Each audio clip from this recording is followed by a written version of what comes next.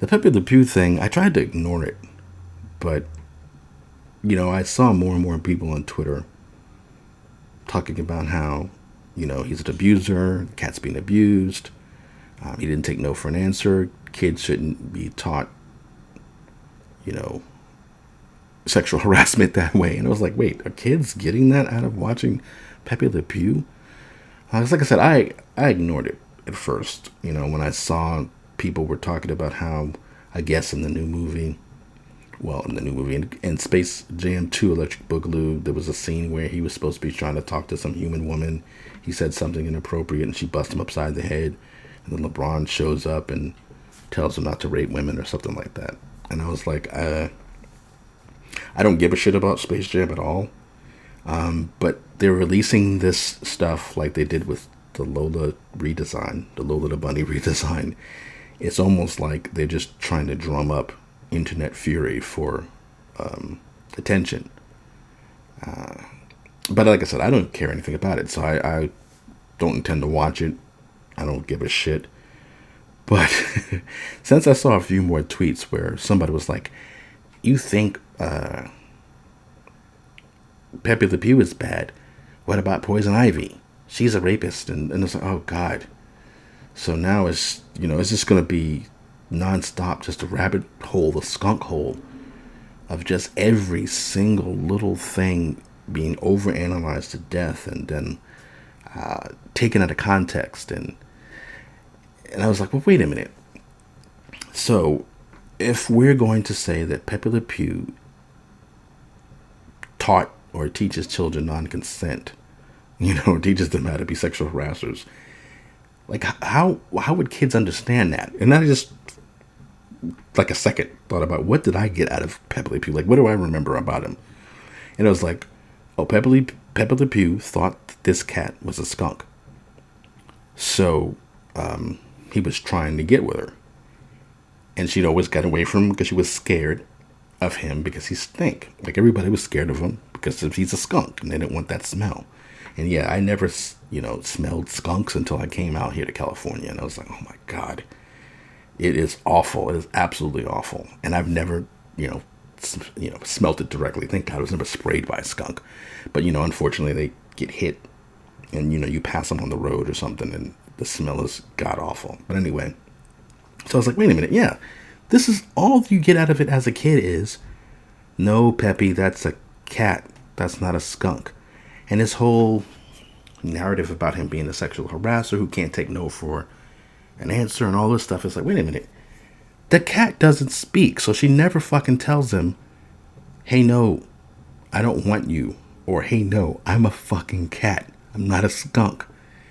Because normally, Pepe Le Pew, he's been around apparently. He's a suave French skunk.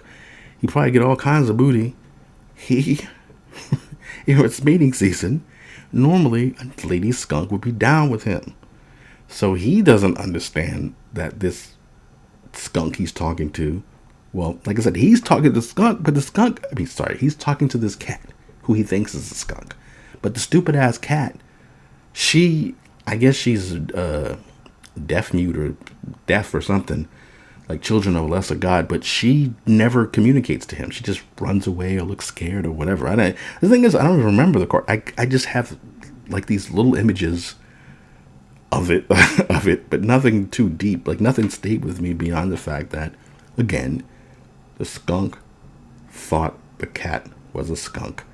And the whole gag is, you see, the gag isn't, look at this French stinky skunk who won't take no for an answer. Ha ha ha. Sexual abuse is funny. It wasn't like these ladies will come around, am I right? Type wink wink patriarchy bullshit. It was simply mistaken identity, sorry. Just, he thought it was a fucking skunk. That's it. And conveniently, she would not fucking tell him, yo, I'm a cat. Now, if she had already said, hey, look, I'm a cat, and, you're a skunk, I'm not down with it. And if he said, look, ain't no thing but a thing, I'm still down with it. Let's do the thing. And he still kept going after her. I could see that being an issue or a problem. But it's not a fucking big deal to a kid to see this stupid little skunk chasing this dumb little cat around. Like I said, like I'm a big perv or whatever. I always say that, I'm a big perv. I like sexy women and all this junk. I don't go around harassing people or whatever. But I didn't get any of this like, oh, chicks are hot and I like to see big butts on film or whatever because of Pepe Le Pew. And Pepe Le Pew never taught me to go harass people. So I don't know. The thing is, again, it reminds me of my complaints from my Hulk video when I was talking about that Iron Man issue that came out recently from the guy who did Halt Catch Fire. He did the Iron Man, I think it was issue 2, where Hellcat is lecturing Tony Stark while this dude's on his deathbed after risking his life. And he talks about how, well, I can't be insured. I'll have to pay out of pocket for this. And instead of her going, man, it really is fucked up that, you risked your life to save us, but you have to pay for your own health care. Her whole thing is, must be nice. And so you're privileged as a white male. Blah, blah, blah. And it's like, why are you doing this now? I'm on my deathbed. Do you have to lecture me on my deathbed? And of course, it's not about Tony the character. It's about the reader who is, the bad person. So comics today isn't about, making people better on this super revolutionary, like evolutionary shit. It's this whiny, weaselly, fake social justice bullshit where they're trying to make the reader better simps. And I don't mean that like necessarily even with women, just better weasels about things, a better whiny people who are like, yeah, it's true, I gotta check my privilege when I fly around trying to save the day. Like I think they said with Bruce Wayne's him being a billionaire is problematic. And this idea that, oh, well, he's a billionaire, he can just pay for anything. It's like, that's not how superheroes work. He can get great technology, but he's still going to have the bad guys who clever, dangerous, there's worldwide and galaxy-wide threats that you don't just throw money at it. That's not, again, stop making superheroes an analog for the real life, the real world. That pretty much, Watchmen ruined everything because of that. But anyway, this is supposed to be about the little nigga Pepe Le Pew. And it wasn't really about, it's not that big of a deal. Like I said, I really just was thinking how SJWs, which I hate saying it like that, but it's true. Like, I used to get offended by the term because I'm like, what's wrong with being a social justice warrior? But really, it's not meant to be taken seriously. It's an insult. It's a flip. It's sarcastic. It sounds really good, but you're saying you're not really a social justice warrior. But it's so easy for a social justice warrior, an SJW, to hide behind that as if they really are doing something special when they're not.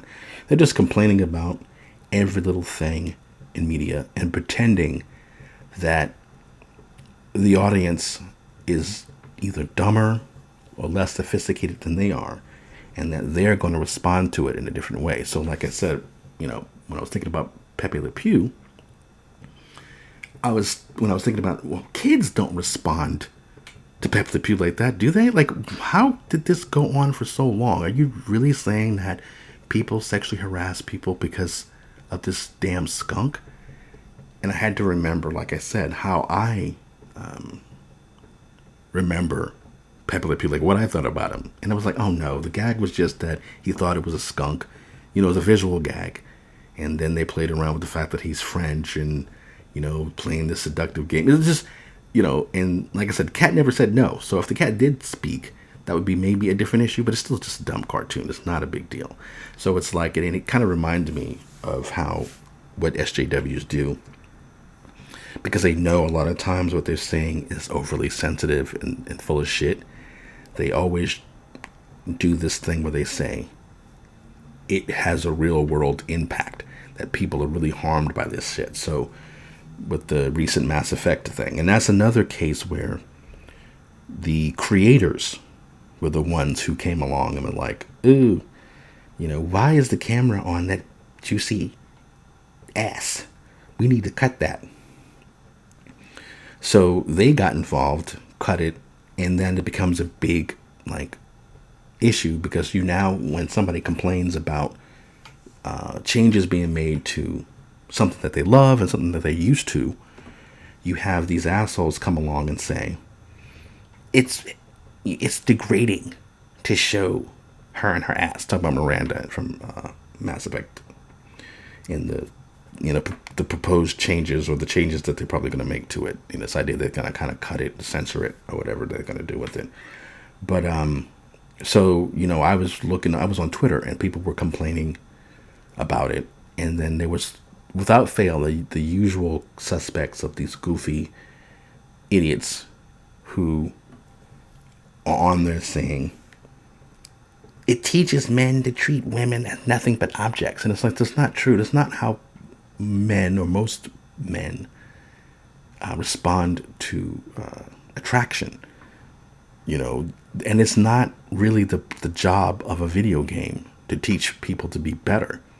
So if you have a shot on this woman's ass and it looks good, you can't then blame them or even other people by saying, oh, see, the shot at this girl's butt makes you just go outside into the world and just go around and look at everyone as objects.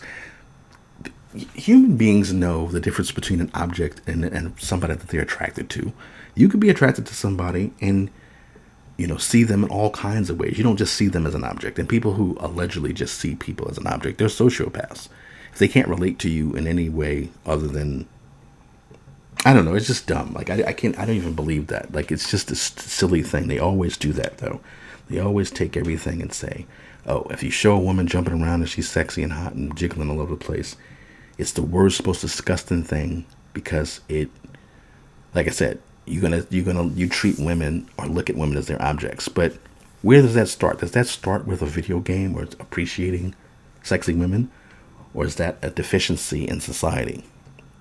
But like I said, it's not even true. It's just they don't like men enjoying that. They just don't like it, and they want to take it away from people, because there's no, it's silly. If you are attacking people by saying that these big boobs are not real women, or this girl's curvy body is not real, then what does that say to the real life women who look and are shaped like that? It's like there's only, for SJWs, there's only a few types of real women, and the rest are these ideals that are just made for men's pleasure. And if women look like that, they're playing into men's pleasure, which is why sex workers are not protected. Now, this is all really supposed to be, again, about Pepe Le Pew, but not really. Like I said, the Pepe Le Pew thing just, got me thinking about these other issues and the way in which society now, and I don't think it's really all society, it's just the internet mob of social media clowns who are going nuts at every opportunity to try to tear things down. They don't want to replace it with anything but stupidity. And then you have these people who are working in positions of relative power in the entertainment industry who are helping them tear shit down. And they're going to be surprised when the shit fails.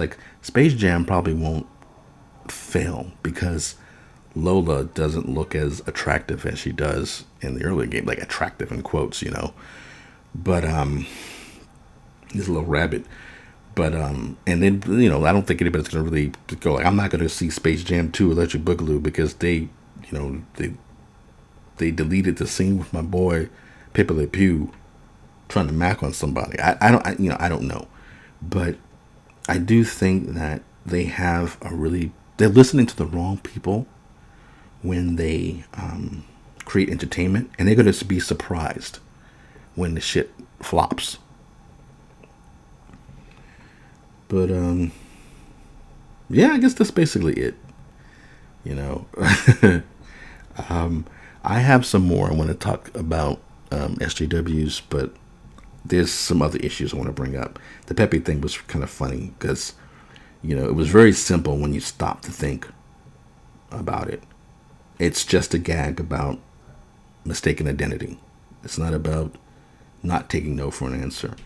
And it's just weird to me that people jump on this bandwagon of, yeah, it's rape culture, without stopping to think what really happened in those cartoons. I'll talk to you all later. Take care.